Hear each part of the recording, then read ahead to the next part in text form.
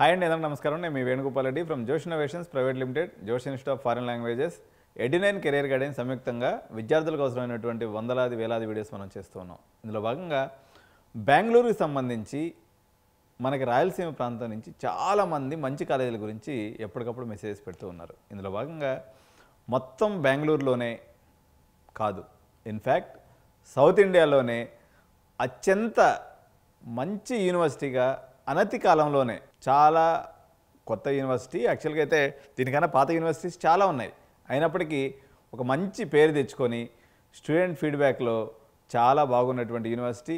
Facilities పరంగా అయితే ఇది ఒక రకంగా 5 స్టార్ హోటల్ ఉన్నట్టు ఉంటుంది అని చెప్పేసి విద్యార్థులందరూ చెప్తూ ఉంటారు. నేను కూడా ఈ క్యాంపస్ విజిట్ చేసి లాస్ట్ ఇయర్ వీడియో కూడా పోస్ట్ చేయడం జరిగింది.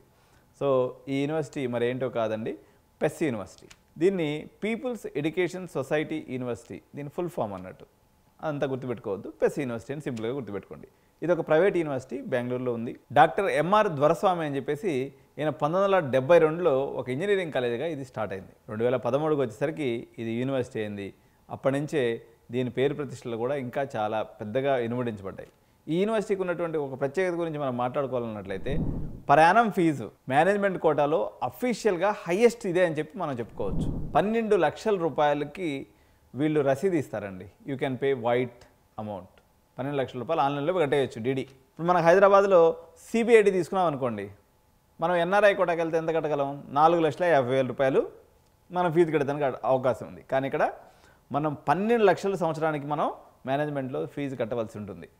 సో వీళ్ళ యూనివర్సిటీ పరంగా తీసుకున్నప్పుడు engineering, management, design, law and life sciences, ఇప్పుడైతే వాళ్ళు ఎలక్ట్రానిక్ సిటీ క్యాంపస్లో మెడికల్ కాలేజ్ కూడా కడుతున్నారు.